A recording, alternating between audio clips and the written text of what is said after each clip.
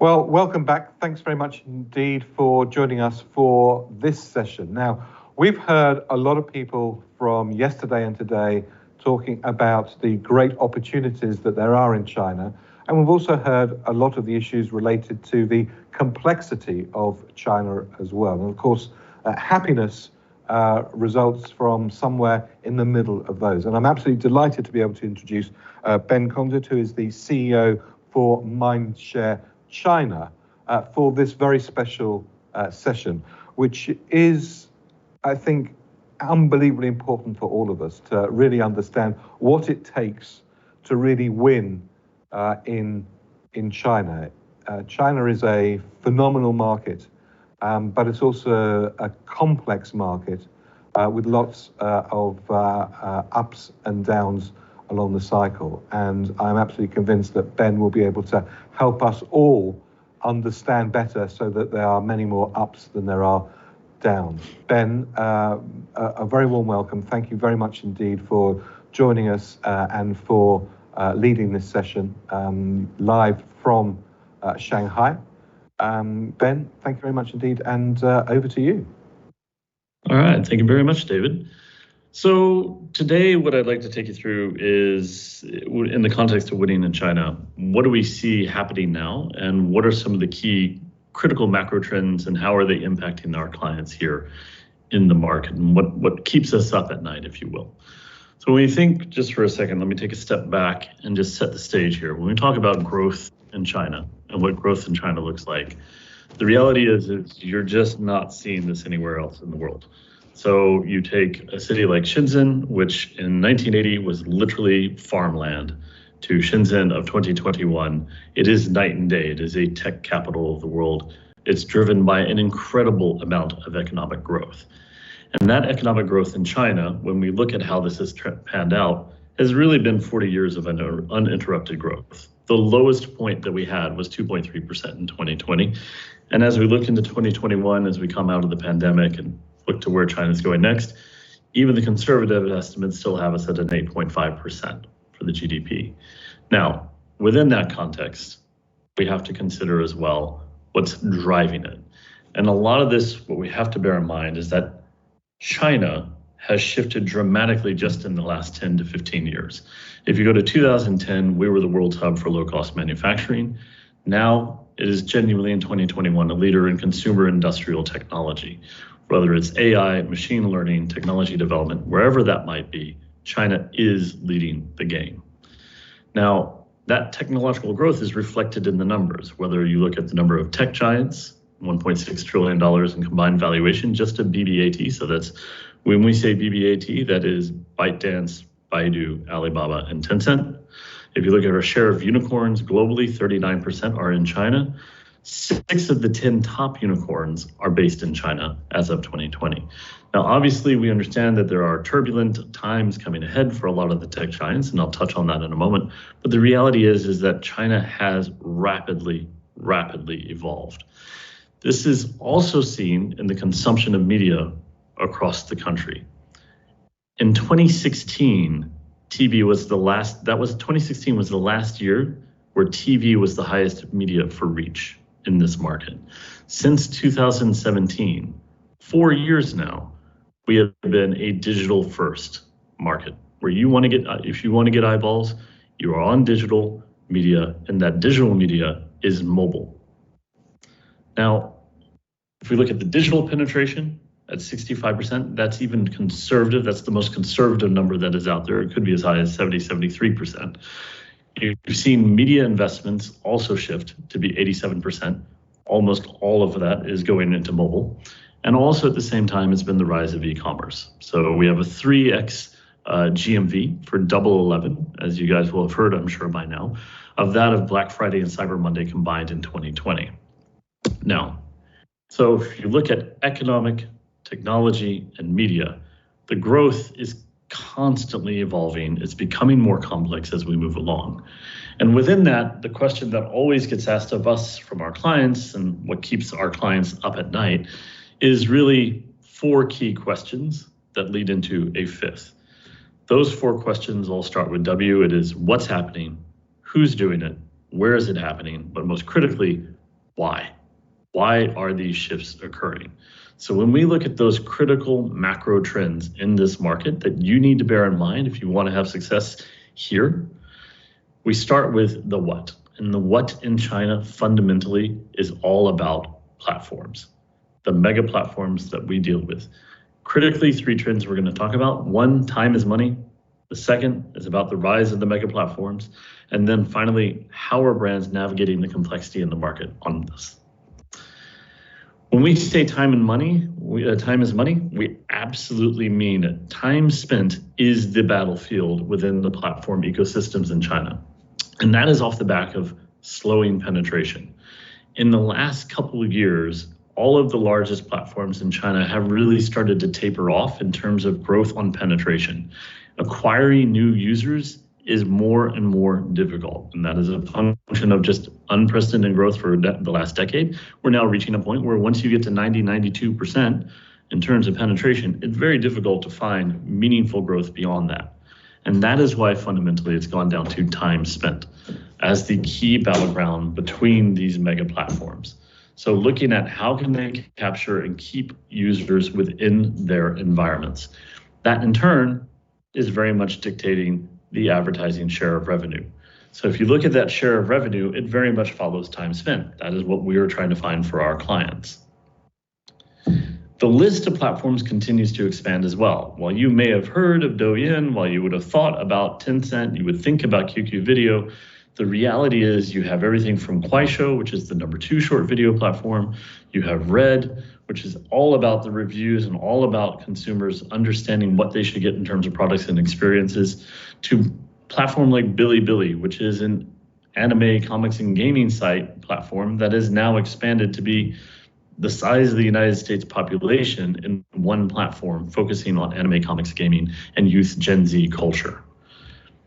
These platforms, fundamentally, we have to bear in mind, were of course originally designed for very specific purposes.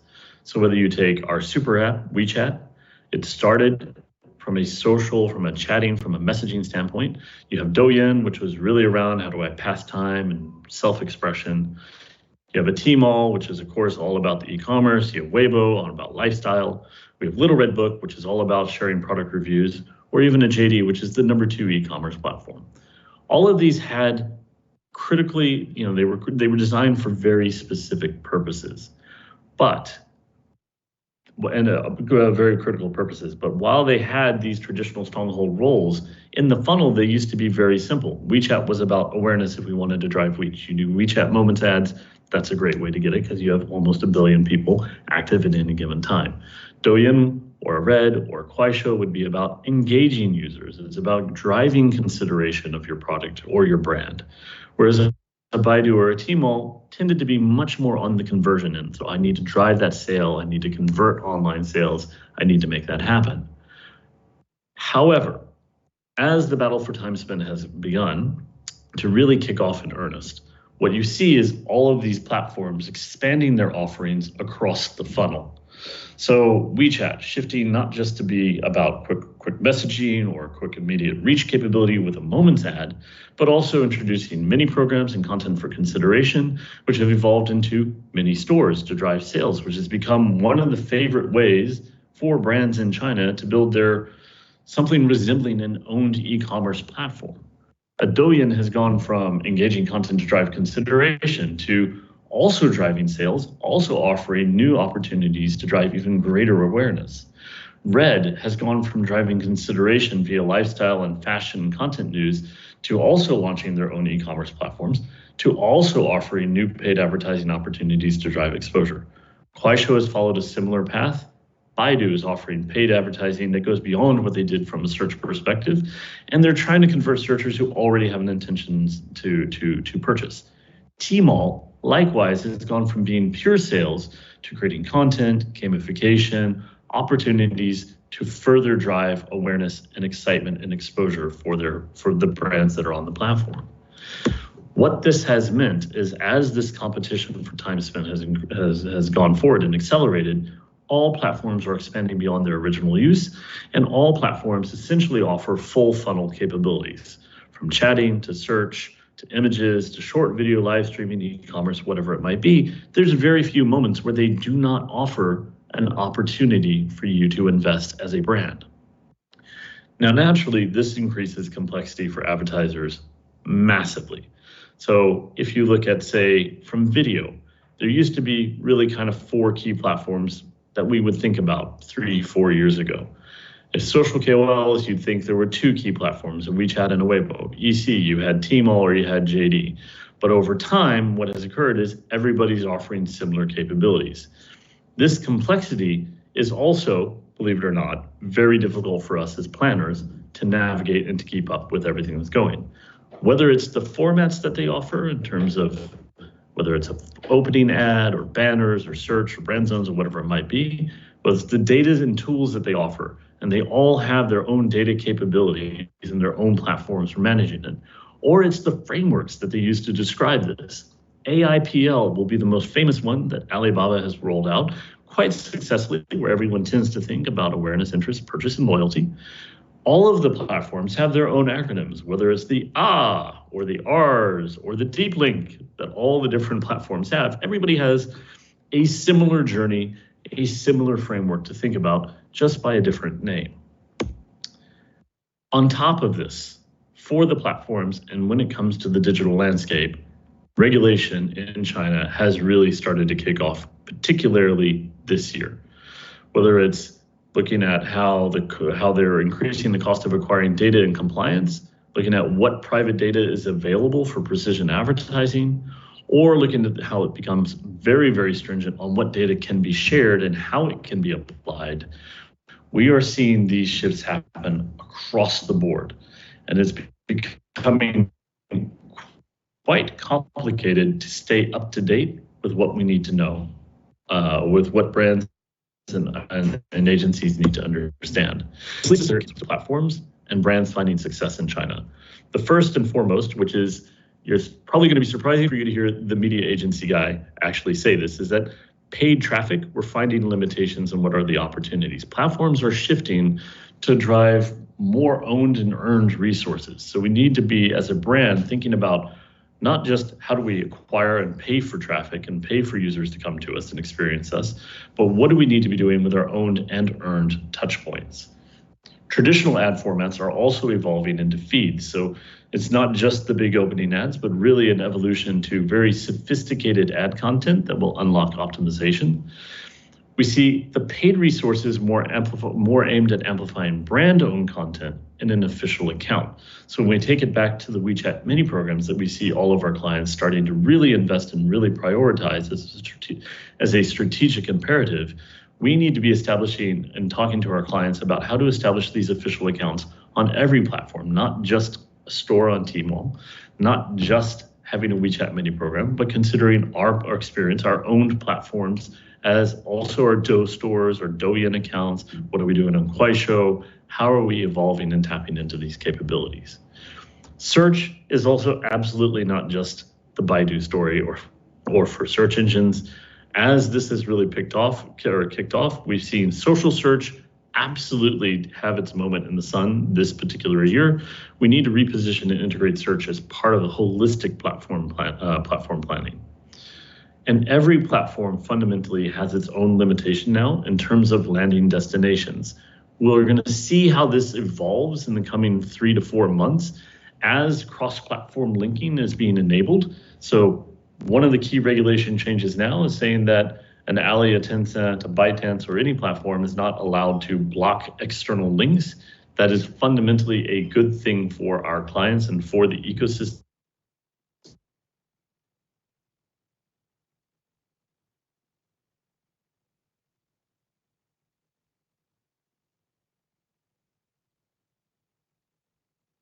Even more critical for us.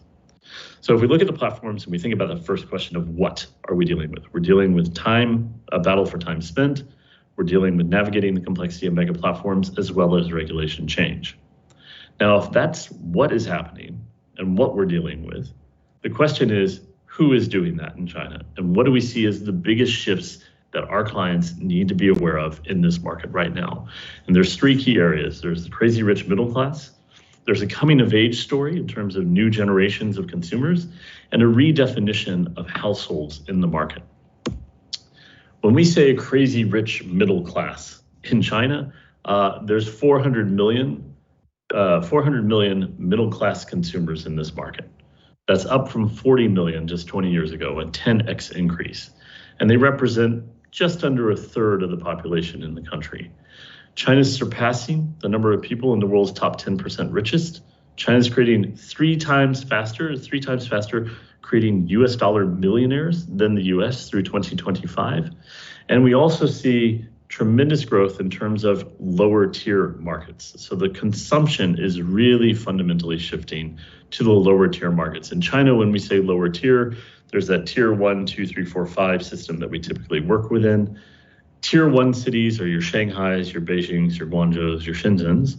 Tier 2 are provincial capitals, so your Chengdus, your Chongqings, etc.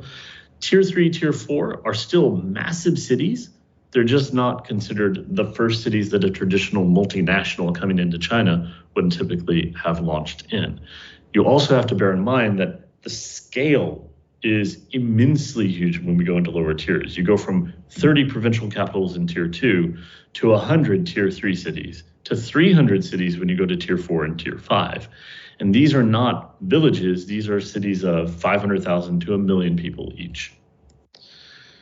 What we also see is as China has gotten greater wealth and we see the middle class moving, obviously, naturally, as people get money, what they're looking for in terms of consumption evolves at the same time. We see a huge focus on health, a huge focus on travel, despite the fact that the borders are not really open in China at this stage.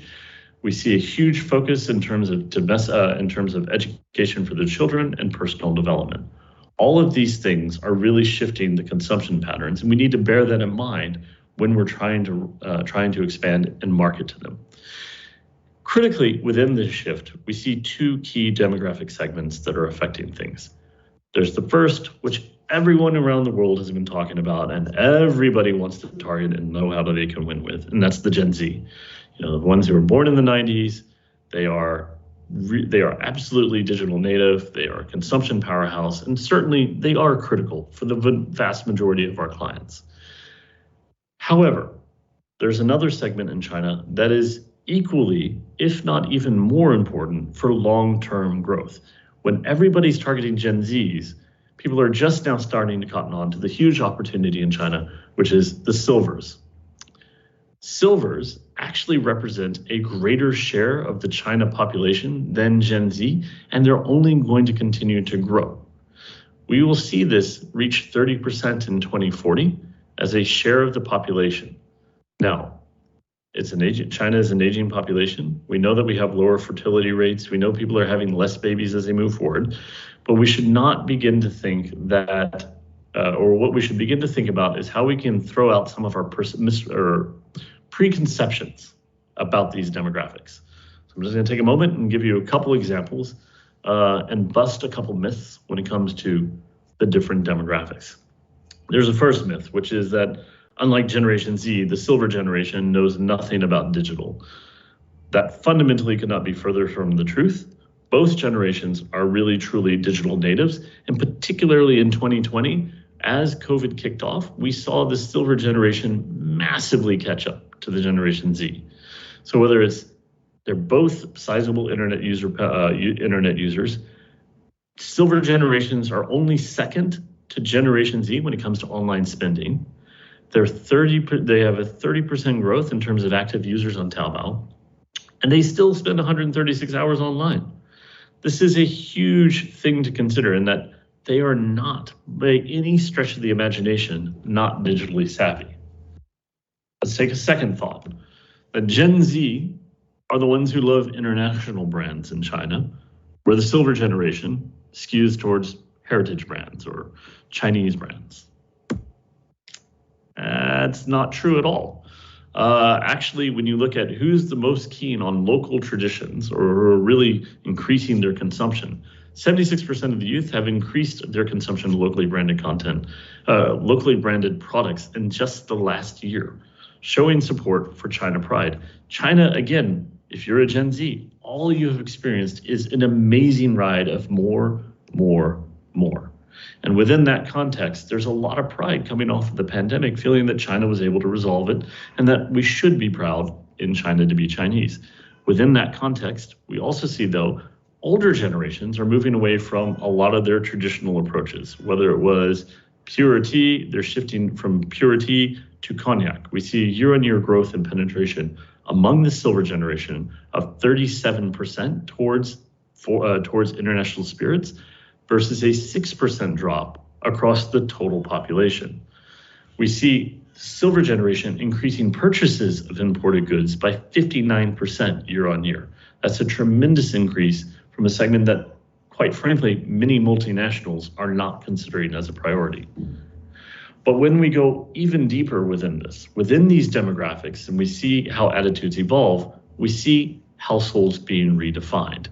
It is not the traditional households of two parents and one kid, or two grandparents, two kids, and a small child. What we see is the rise of the singles. 260 million single people across 92 million households, up 63% is the projection by 2030 in China alone. We see the rise of the dinks, the double income, no kid couples who are choosing to remain childless, which obviously is a concern in terms of will we have people, will we have a growing population over time?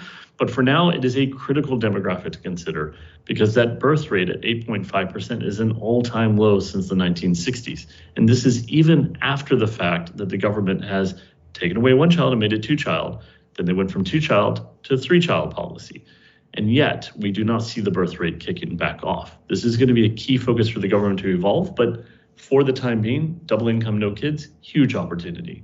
And then likewise, we see empty nesters. There's 118 million of them, again, projected to grow by 52% by 2030 over the next decade, given all of these trends on aging, child policy, and migration. So within the context of China, the people operating across these platforms, the people acting, who are being activated against by our clients, we really need to start being a bit more nuanced and never underestimate the sophistication of the consumption for consumers in China.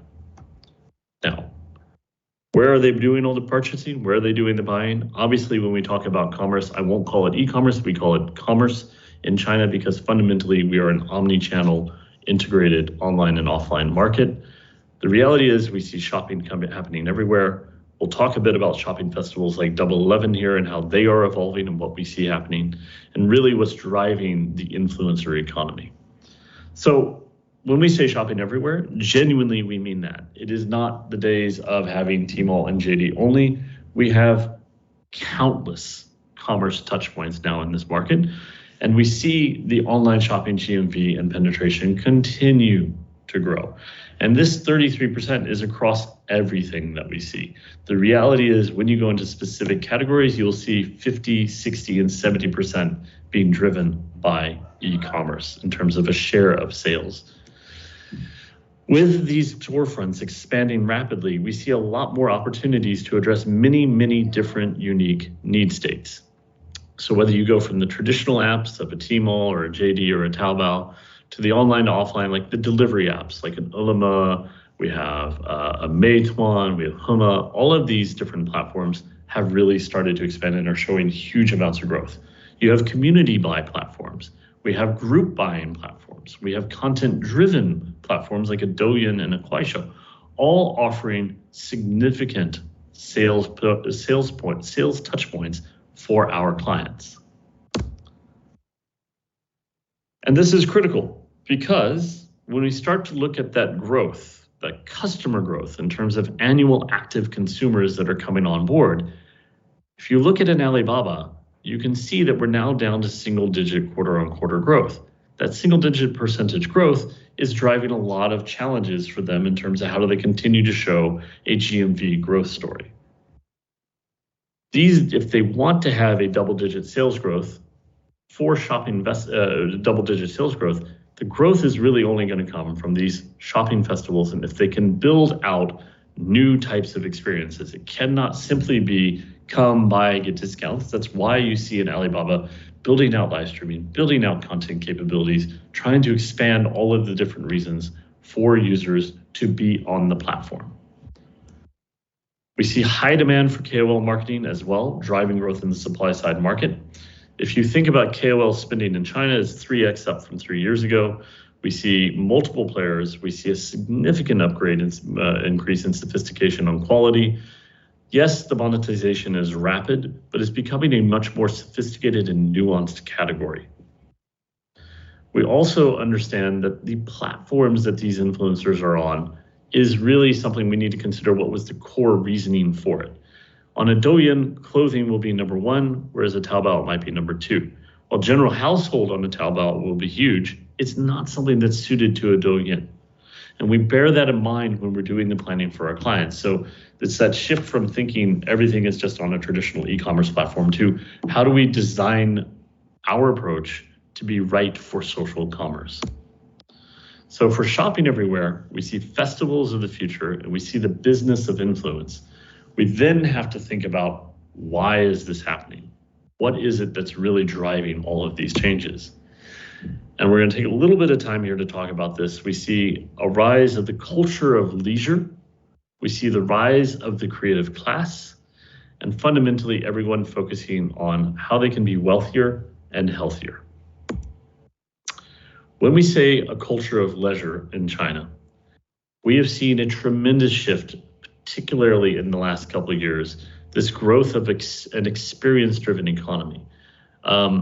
Chinese consumers are absolutely still willing to buy luxury products. They're still willing to buy products, but they want to buy products that deliver an experience, something they can talk about, something they can share. And you see this is happening, whether it's travel, whether it's purchase of products, whether it's any category, we see that shift happening everywhere.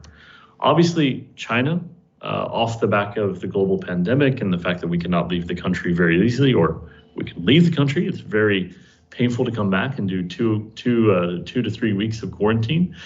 It means domestic travel has really started to take off in this market. And domestic travel in China has really meant that everyone is learning about this country and all the different places they could go that they were not historically thinking about. Whether it's urban tourists, whether it's the rural tourists, everybody is going out to try and see what they can see.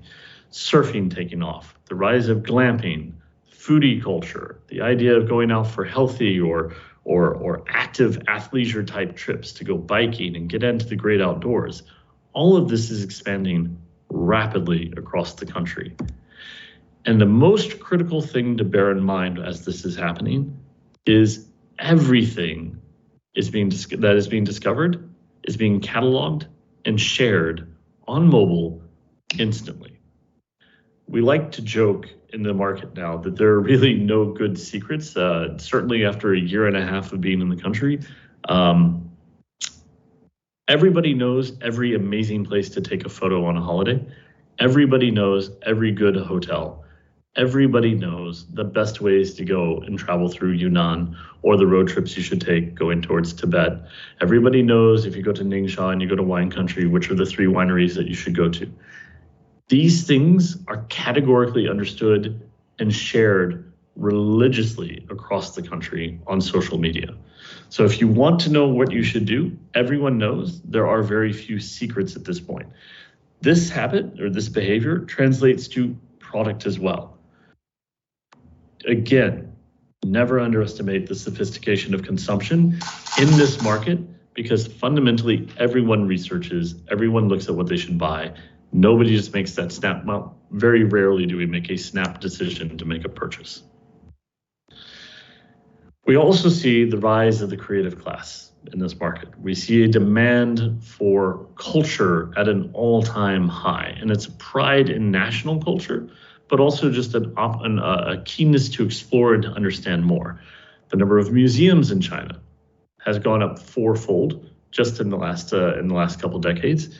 We see local music festivals obviously taking a little bit of a backseat due to pandemic measures, but we're already projecting, if we look to 2022, we see a tremendous growth set out in front of us in terms of the number of music festivals and opportunities for consumers to experience culture set for the next year.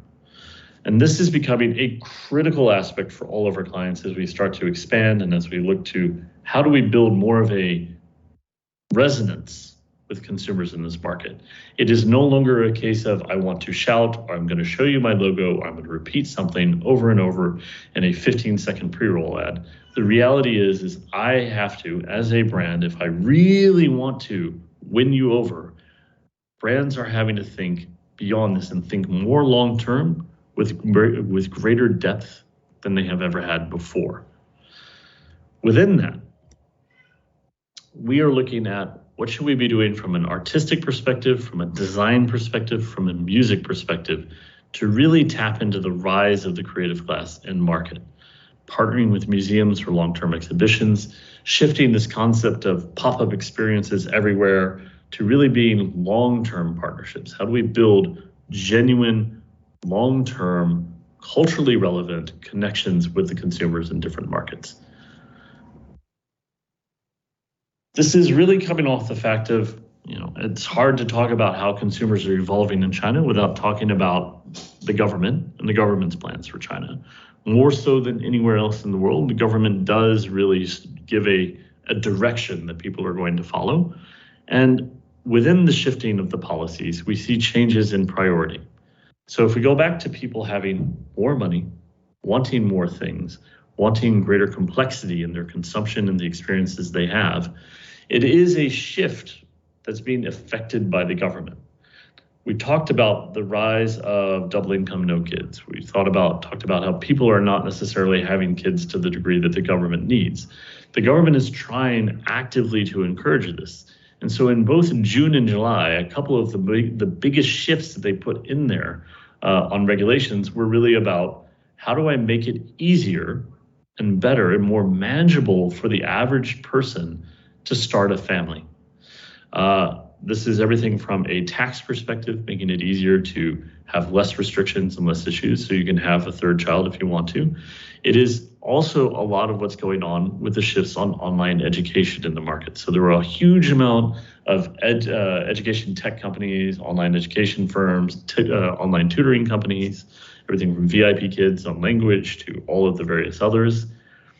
The crackdown on them was really, if you go to what was happening behind the scenes there, was twofold. One, and the most primary objective was, how do I remove one of the most critical concerns for a new parent in China, which is fundamentally, it's coming down to education for the kids. It's incredibly difficult and expensive and ridiculously competitive to get your kids into the best schools. The Gaokao exams and how that actually takes place is a hugely difficult and complex task for any parent in China. Within that, what was starting to happen is teachers are not necessarily teaching full curriculums in the classrooms live. They're saying, if you want this, you need to get tutoring from me outside of the classroom, outside of the school, and they were doing it through these platforms. This is just one anecdotal example of why these shifts, and they might seem very draconian, but you can also start to understand where it's coming from a government's perspective. Likewise, from a health perspective, we're seeing a lot of shifts to try and ensure that it's much easier to get quality healthcare, making sure that everything is set up and that we're building a proper healthcare ecosystem. Wealth as well, in terms of how are people sharing the money, what are we actually looking for, what are we expecting in terms of the behavior of consumers and citizens in China. You see a huge shift there as well. It is less about idolizing the billionaires, which we see around the rest of the world, but also in China, you see an idea that it should be about sustainable living. It should not just be about the glitz and the glamour, but what's a more reasonable, toned down version of this. Because at the end of the day, what they're looking to do is ensure stability of the population. So this is affecting multiple areas for us. It's the allocation of disposable income. How are consumers going to spend their money? It impacts as well the lifestyle ambitions. What do people want to achieve? What do they see as the ideal for the future? It's also related to product purchases. So what products will I buy? What are relevant to this particular situation? As well as the household dynamics. What will we see in 10 to 20 and 30 years as the government makes it easier for us to have kids, to have large families, to take care of their parents? what will that actually look like is a critical thing to bear in mind as you embrace and engage in the market. Now, it's only when we ask ourselves these 4 questions that we can ever begin to address the 5th and final question, which is, how do you win in China? And that is what we do day in and day out for our clients. There are countless trends that you can consider, and understanding how they all connect and how they all integrate and how they all modify and adjust the impact of each and all the other different trends together is the only way that we can begin to understand what we need to do for our clients to ensure that they have sustainable, good growth in this market. Because it's never been more competitive, it's never been more complex. It will only become more difficult, more complex for all of our clients and for ourselves as an agency as we advise our clients as we move forward. I cannot stress enough, the most critical thing to remember is never underestimate the sophistication of consumption in this market. And fundamentally, whatever you do, consider the fact that there is far more nuance in the consumers and the culture than you are possibly imagining from the outside. And with that, I thank you very much for your time. If you have any questions, please feel free to reach out, contact us, and let us know how we can help you out. And with that, I will pause here. Thank you very much.